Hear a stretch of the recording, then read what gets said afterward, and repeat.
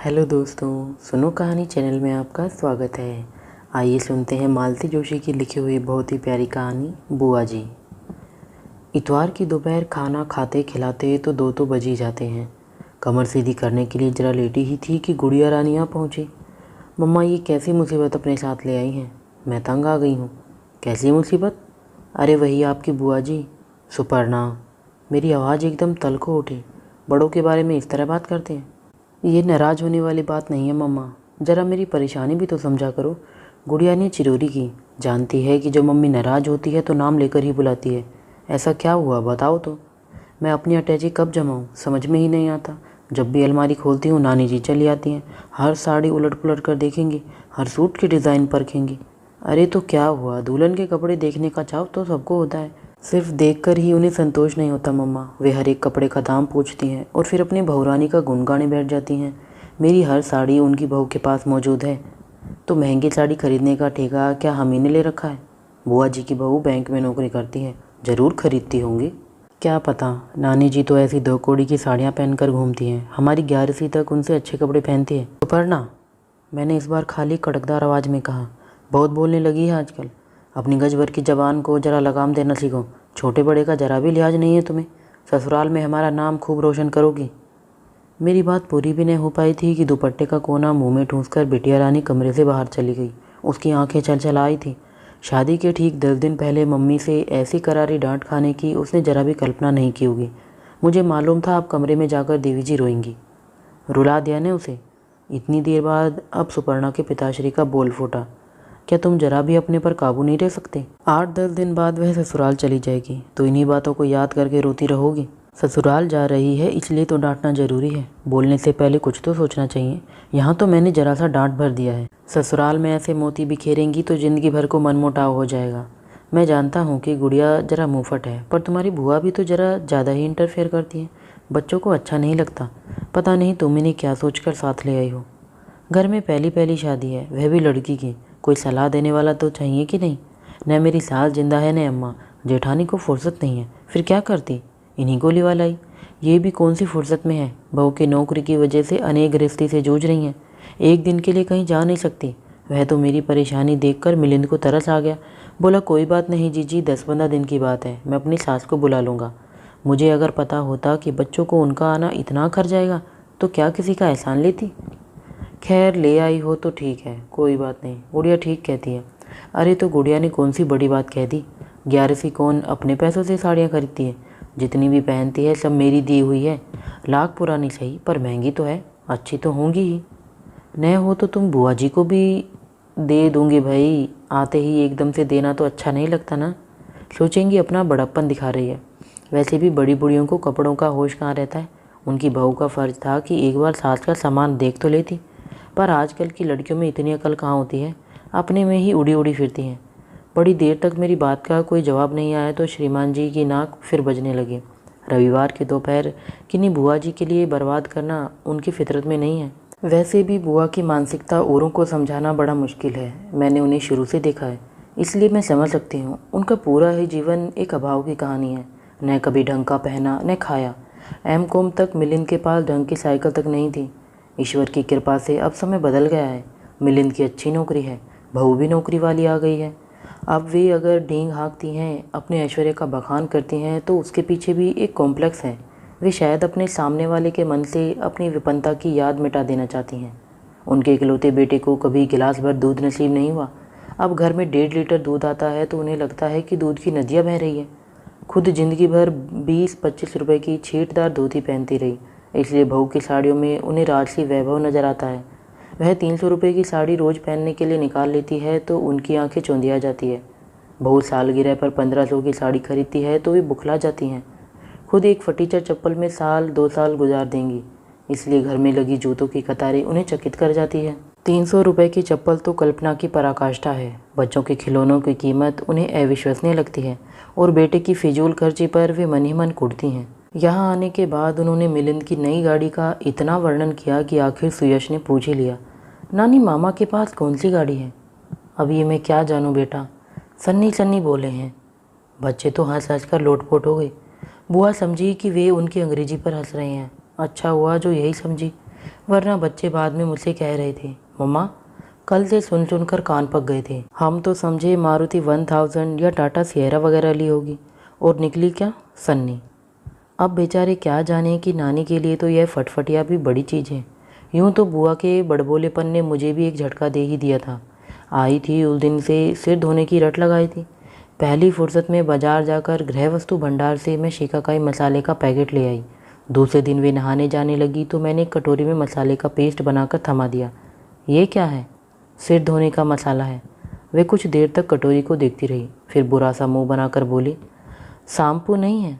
पल भर को मैं अवाक रह गई, फिर मुझे भी ताव आ गया। बाथरूम में शैल पर से मैंने 4-5 तरह के शैशेज उनके सामने रख दिए। ये लो शैम्पू, कौन सा यूज़ करती हो? ये इतने सारे? और क्या बुआ, आजकल तो घर में जितने लोग रहते हैं उतनी तरह के तेल, उतनी तरह के शैम्पू और उतने ही साबुन रखने पड़ते हैं। तुम कौन सा ब्रांड लगाती हो? अरे ब्रांड तो मैं नहीं जानती। बहुरानी की शीशी रखी रहती है, उसी में से बूंद भर लगा लेती हूँ। मुट्ठी भर तो बाल रह गए हैं, काम चल जाता है। फिर शिकाकाई की कटोरी उठाकर बोली, ला आज यही लगा लेते हैं, तुमने इतने जतन से बनाया। दोपहर में देखा बुआ आंगन में बैठकर अपने बाल सुलझा रही है। अपनी गंगा जमुना लटों को बार बार हाथ में लेकर सूंघ रही है। शैम्पू की बात को लेकर दिन भर मैं थोड़ी तनी हुई थी।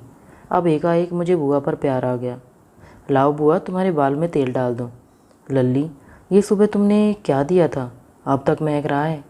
शिकाकाई पाउडर था बुआ, उसमें संतरे की चीज़ें पड़ती हैं, कपूर कसनी, जरामासी और जाने क्या क्या। तुम्हें अच्छा लगा हो तो ले जाना, यहाँ तो वैसे भी पड़ा रहेगा। ज़रूर ले जाऊँगी। अरे चुटकी भर शैम्पू ले लेती हूँ तो रानी जी चोरी लगाती है, कहती है बाल सफ़ेद हो गए हैं, पर शौक नहीं गया। अब बताओ, बाल सफ़ेद हो गए हैं तो क्या धुलेंगे नहीं? अब ये महकदार पाउडर ले जाओगी तो? अरे तो उसकी धौंस है क्या? कह दूँगी मेरी बेटी ने दी है, मैं तो खूब लगाऊँगी। इसी अधिकार के बल पर तो वे मेरे साथ चली आई थी। गुड़िया की शादी का निमंत्रण देने में बड़े शहर में थी तो वहाँ भी जाना पड़ा। औपचारिकतावश बुआ के साथ चलने का अनुरोध भी करना पड़ा। तीसरे ही दिन मिलिंद आदम का, माफ़ करना जीजी, तुम घर पर आई और भेंट न हो सके। तुम जरा देर को रुके भी तो नहीं। रुकती कैसे भैया, बुआ ने तो बताया कि तुम्हें लौटने में 7 साढ़े 7 बज जाते हैं। सो तो बजते हैं, वो क्या है कि सारा सौदा सलूफ लेकर ही घर पहुँचते हैं। एक बार घर पहुँच जाते हैं तो दोबारा निकलने की हिम्मत नहीं पड़ती। घर भी तो कहाँ काले कोसों ले रखा है। क्या होगा, रिश्तेदारों से पिंड छूटेगा। पर भैया तुम चाहे जंगल में घर बसा लो, जब तक बुआ है हम लोग तो आते रहेंगे। कैसी बात करती हो जीजी, तुम्हारा घर है, तुम्हें तो 100 बार आना है। बल्कि मैं तो नाराज़ हूँ कि तुम एक रात रुकी भी नहीं। समय नहीं था रे, नहीं तो ज़रूर रुकती। यहाँ तो बस भागम भाग मची हुई है, घर भी जल्दी पहुँचना है, ढेर सारा काम पड़ा है। कब जा रही हो? आज ही जा रही थी, पर बुधवार है ना, भाभी ने जाने नहीं दिया। अब कल सुबह जाऊँगी। तो अम्मा को कल सुबह यहीं छोड़ दूँ कि बस स्टैंड ले आऊँ? क्षण भर को मुझसे कुछ उत्तर नहीं देते बना। फिर तुरंत अपने आप को संभाल कर मैंने कहा, तो बुआ जी चल रही हैं ना? चलो यह अच्छा रहा। बड़े भैया चुपचाप हमारी बातें सुन रहे थे। बोले, मिलिंद तुम्हें कोई परेशानी तो नहीं होगी? परेशानी तो बहुत होगी बड़े भैया, घर और बच्चे सभी कुछ तो हम अम्मा के भरोसे छोड़ कर जाते हैं। पर क्या करें, वे तो जिद पर आ गई हैं। कल से तो खटपाटी लेकर पड़ गई हैं। कहती हैं नौकर चाकर तक साल में 15-20 दिन की छुट्टी मना लेते हैं। पर मैं तो बंधुआ मजदूर हो गई हूँ। बरसों बाद तो घर से निकलने का मौका आया था। तो इतने प्यार से आजकल बुलाता ही कौन है। पर न तो तुम रिश्तेदारी निभाओगे न मुझे ही निभाने दोगे।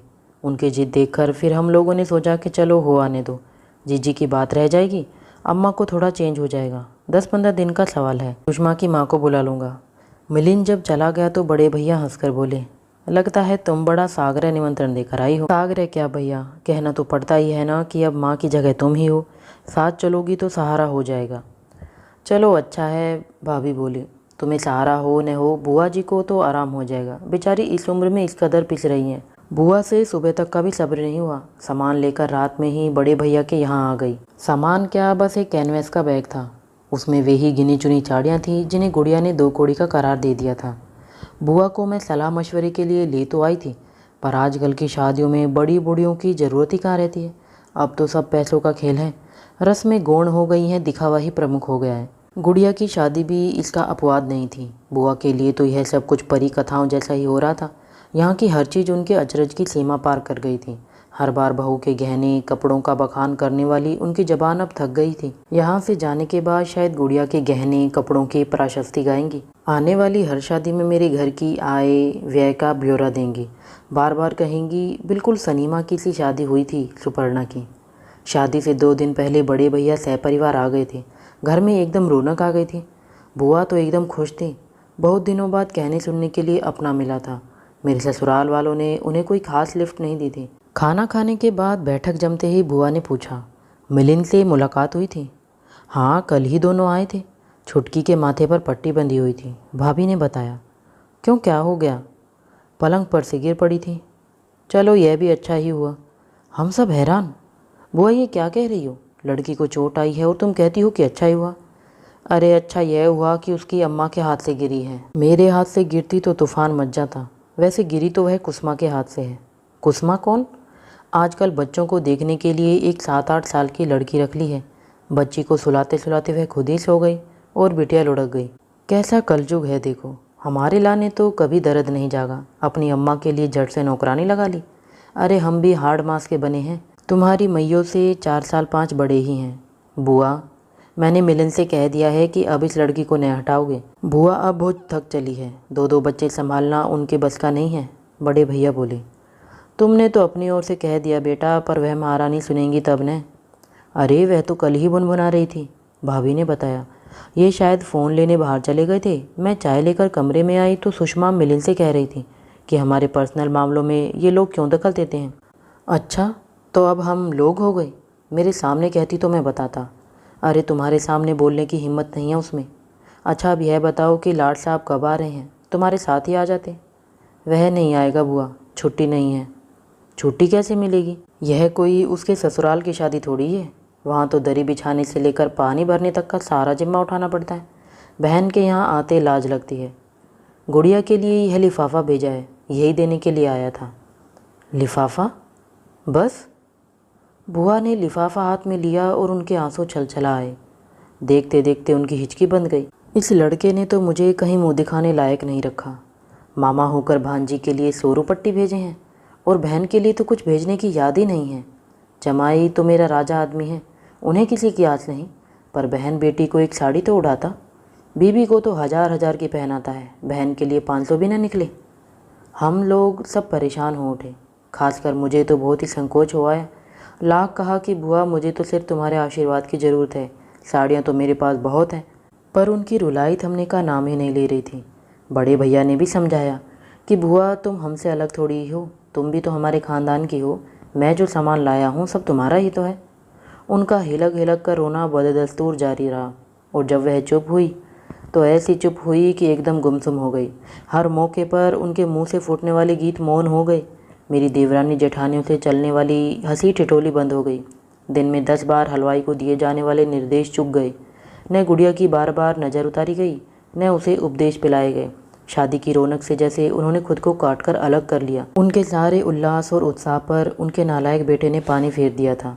बुआ की खामोशी से और किसी को कोई फ़र्क नहीं पड़ा होगा, पर मुझे उनके प्रशस्ति गान की इतनी आदत हो गई थी कि उसके बिना सब कुछ फीका फीका सा लगने लगा। रिसेप्शन के दिन मैंने अपनी क्रीम कलर की चंदेरी उन्हें पहनाई थी। मुझे लगा था कि वे कहेंगी और इतनी महंगी साड़ी क्यों दे रही हो, पर उन्होंने कुछ नहीं कहा, चुपचाप पहन ली। विदा के समय मैंने बेटी दामाद के लिए उन्हें पैसे पकड़वाए थे। उन्होंने झूठ मूठ को भी मना नहीं किया, खोल कर देखा भी नहीं कि कितने हैं। दिन भर बेटिया के रूप रंग की तारीफ़ करते नहीं गाती थी। जयमाला वाले दिन तो गुड़िया एकदम राजकुमारी लग रही थी, पर बुआ ने प्रशंसा में एक शब्द नहीं कहा। मैंने अपनी बेटी के लिए इतना सुदर्शन दूल्हा ढूंढा था, पर बुआ ने मुझे बधाई नहीं दी, न बारात की सजधज की तारीफ़ की, न हॉल की सजावट को सराहा। झूठ क्यों बोलूं, बुआ की यह उदासीनता मुझे बहुत बुरी लगी। इसलिए जब उन्होंने बड़े भैया के साथ जाने का प्रोग्राम बना लिया तो मैंने रोकने की कोशिश नहीं की। जब उनका मन ही यहाँ से उचट गया है तो रोकने का कोई तुक नहीं था। उनकी अटैची लेकर मैंने बड़े प्रेम से जमाई थी। अटैची तो खैर मेरी ही थी, उसमें मैंने अपनी कई नई पुरानी साड़ियाँ रख दी थी। इसके अलावा स्वेटर्स, शॉल, स्लीपर, मोजे भी रख दिए थे। एड़ियों पर रगड़ने वाली क्रीम, हाथ पैरों में लगाने के लिए वैसलीन, घुटनों की मालिश का तेल, यह सब याद करके रख दिए थे। शिकाकाई पाउडर तो था ही। बुआ अपने साथ जो कैनवेस का बैग लाई थी उसमें मैंने मिठाई रख दी थी। इसके अलावा सूखे फलहारी व्यंजन जैसे साबूदाने के पापड़, आलू के चिप्स आदि भी रख दिए थे। ये क्यों दे रही हो लल्ली, यहाँ रहने दो, ये कोई ख़राब थोड़ी ही होंगे। बुआ, यहाँ यूं ही पड़े पड़े सड़ते रहेंगे, तुम्हारे तो व्रत उपवास चलते रहते हैं, काम आ जाएंगे। और इनके लिए घी कहाँ से आएगा। मैं अवाक होकर उनका मुंह देखने लगी। बुआ ने वे सारी पोटलियाँ परे सरकाते हुए कहा, रहने दो लल्ली, तुमने अभी हमारी बहुरानी का राजपाट देखा नहीं है। फ्रिज तक में ताला पड़ा रहता है, कभी कभी तो एक गिलास ठंडे पानी तक को तरस जाती हूँ। मेरा मन एकदम ममता से भर आया। बुआ, तुम यहीं रह जाओ ना। अरे नहीं बेटिया, बेटी के घर कोई हमेशा रह पाता है। जिंदा रही तो तेरे बेटी की शादी में ज़रूर आऊँगी। जिंदा क्यों न रहोगी, अब कोई ज़्यादा दिन थोड़ी ही हैं, बस 2-3 साल समझो।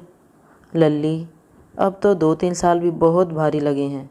खैर, मरना जीना तो भगवान जी के हाथ में है, पर जब तक जीऊँगी तुझे आशीषती रहूँगी। ये 15-20 दिन मेरे खूब सुख से बीते। मन भर के खाया, मन भर के सोई, हाथ पैरों में थोड़ी जान आ गई। तुम्हें अब आराम करना चाहिए बुआ। आराम भी बेटिया ऊपर से लिखवा कर लाना होता है, तब मिलता है। हमारे भाग में तो नरक उलीचना ही लिखा है। शादी के बाद सास की 2-2 जज के निपटानी पड़ी। अपने बच्चों का तो खैर करना ही था, अब बच्चों के बच्चों को भुगत रहे हैं। हमें तो लगता है कि मरने के बाद भी हमारी मुक्ति नहीं होगी, वहाँ हम यमराज के नाती पोतन के पौतड़े खींचते रहेंगे। चलते समय बुआ बहुत रोई, मुझे भी रुलाई आ गई। 2 दिन पहले गुड़िया को विदा किया था, उस दिन भी मैं खूब रोई थी, पर इस रोने में और उसमें फ़र्क था। वियोग के उन कातर क्षणों में भी मन खुशी से डबडब हो रहा था। आंखों के सामने बेटी के सुखद भविष्य की संकल्पना थी। पर बुआ, बुआ को तो मैं वहीं वापस भेज रही थी जो उनके लिए नरक था। काश मैं उन्हें हमेशा अपने पास रख पाती।